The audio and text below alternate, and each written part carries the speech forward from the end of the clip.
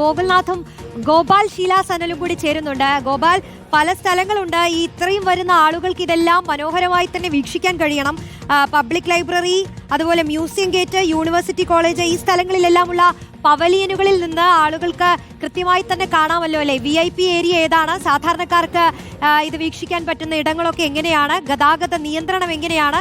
സജ്ജീകരണങ്ങളെല്ലാം ഒരുങ്ങിക്കഴിഞ്ഞല്ലോ അല്ലേ?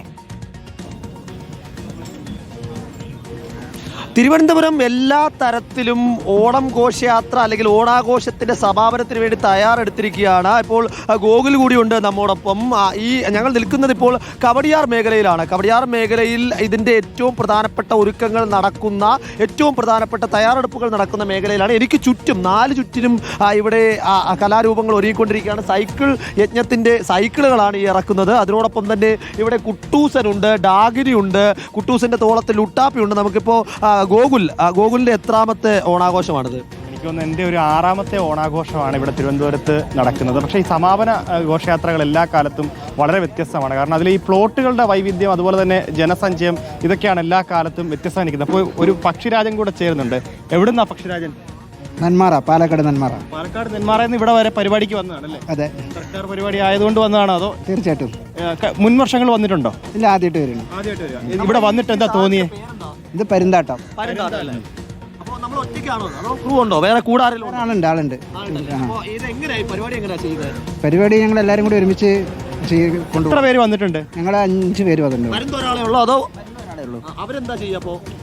അവര് വട്ടമുടി ചെയ്യുന്നുണ്ട്. കൊട്ടും പാട്ടും ഒക്കെ ആയിട്ട്.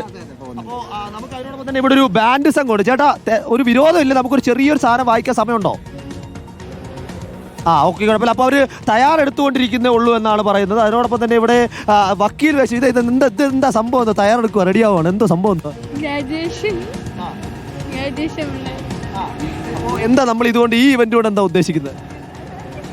പെട്ടു. അപ്പോൾ അതേ ഇവിടെ ഒരു കന്യാസ്ത്രീയെ കാണാം നമുക്ക്. കന്യാസ്ത്രീ, എവിടുന്നാ കന്യാസ്ത്രീ വരുന്നത്? ആദ്യമായിട്ടാണോ ഓണാഘോഷയാത്ര പങ്കെടുക്കുന്നത്? എന്ത് ചെയ്യുവോ? എത്രാം ക്ലാസ് പഠിക്കുവോ? 10ാം ക്ലാസ്. സ്കൂളാ? ഓക്കെ, അങ്ങ് നാണവാ, കുഞ്ഞിനങ്ങ് നാണവാ. കുഞ്ഞ് നാണിക്കണോ, ഉഷാറാക്കണം കേട്ടോ. അപ്പോൾ അത്തരത്തിൽ ചേച്ചി സൈക്കിൾ യജ്ഞത്തിന്റെ കൂടെ വന്നതാണോ? എവിടുന്നാ സ്ഥലം? തിരുവനന്തപുരം തന്നെ. ആദ്യമായിട്ടാണോ ഓണാഘോഷയാത്ര? ഇല്ല, 2ാമത്. ഇനി മുമ്പ് എപ്പോഴാണ് ഉണ്ടായിരുന്നത്? എന്തൊക്കെ പരിപാടിയാണ് ഉള്ളത് ഇതിനകത്ത്?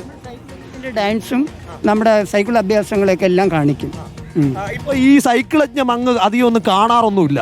എന്തിനും നിങ്ങളെ തുടച്ചു കളഞ്ഞത്? ഞങ്ങൾ പഴയ ആൾക്കാരല്ലേ, ഞങ്ങൾ അതുകൊണ്ടല്ലേ ജീവിക്കുന്നത്. അതുകൊണ്ടല്ലേ ഇത് കൊണ്ടുവന്നേക്കുന്നത്. തുടച്ചും കളയാൻ പറ്റുമോ? അതൊക്കെ പറയുന്നു നിങ്ങൾക്ക് വേണ്ടി. നമ്മുടെ ജീവിത പ്രശ്നമേ അങ്ങ് തകർന്നു. അപ്പൊ ഇതിൽ കൂടെ ഒരു വർഷമെങ്കിലും ഞങ്ങളുടെ ജീവിത പ്രശ്നം ഉണ്ടാകുന്നതിൽ ഞങ്ങൾ സന്തോഷിക്കുന്നു. അവർക്ക് അങ്ങനെ ഒരു ആശങ്ക ഉണ്ടായിരുന്നത്, ആ ആശങ്ക മാറി ഒരു പ്രത്യാശയ്ക്കുള്ള ഒരു സാഹചര്യം ഉണ്ടായിരിക്കുകയാണ്. ഇപ്പോൾ അതിനോടൊപ്പം തന്നെ ഇതേ നമ്മുടെ കളർഫുൾ ആയിട്ടുള്ള ചിത്രശലഭങ്ങളൊക്കെ ഇവിടെ പാറിപ്പറന്ന്. ഗോകുലെ, ഈ ചിത്രശലഭത്തേക്ക് ഒന്ന് കണ്ടിട്ട് എന്താ തോന്നുന്നത്? ഈ പ്ലോട്ടുകൾക്കെല്ലാം ഒരുപാട് അർത്ഥങ്ങളുണ്ട് കേട്ടോ. നമ്മൾ ഈ കണ്ട പക്ഷിരാജനാണെങ്കിലും അല്ലെങ്കിൽ മറ്റേതെങ്കിലുമൊക്കെ പ്ലോട്ടുകൾക്കാണെങ്കിലും എല്ലാ പ്ലോട്ടുകൾക്കും വ്യത്യസ്ത തരത്തിലുള്ള അർത്ഥങ്ങളുണ്ട്. ഇപ്പോൾ ഒരു മതമൈത്രിയുടേതാണെങ്കിലും അല്ലെങ്കിൽ വിദ്യാഭ്യാസ കേരളത്തിന്റെ മുഖമായിട്ടാണ് ഇപ്പോൾ ആ കുട്ടി ഒരുങ്ങി നിൽക്കുന്നത്. അങ്ങനെ നിരവധി മുഖങ്ങൾ നമുക്ക് ഇവിടെ കാണാൻ സാധിക്കും. ഒന്നിലധികം പ്ലോട്ടുകളുണ്ട്. 60ഓളം സംസ്ഥാന സർക്കാരിന്റെ തന്നെ വിവിധ വകുപ്പുകളുടെ പ്ലോട്ടുകളുണ്ട്. പ്ലോട്ടുകളൊക്കെ തന്നെ വൈവിധ്യം നിറഞ്ഞതാണ്. ഇതൊക്കെ നേരത്തെ തന്നെ മുൻകൂട്ടി തന്നെ സർക്കാർ കൃത്യമായി പ്ലാൻ ചെയ്തിട്ടുള്ള പ്ലോട്ടുകൾ, അവതരിപ്പിച്ചിട്ടുള്ള പ്ലോട്ടുകളാണ്. അതുകൊണ്ട് തന്നെ വളരെ വ്യത്യസ്തമാണ്.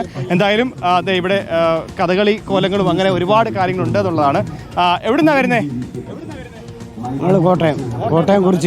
കോട്ടയംകാരുണ്ട്, പാലക്കാടുണ്ട്. ഈ കലാരൂപം ഏതാ? അർജുന നൃത്തം. എത്ര പേരുണ്ട് നമ്മള്? ഞങ്ങൾ 6 പേര്.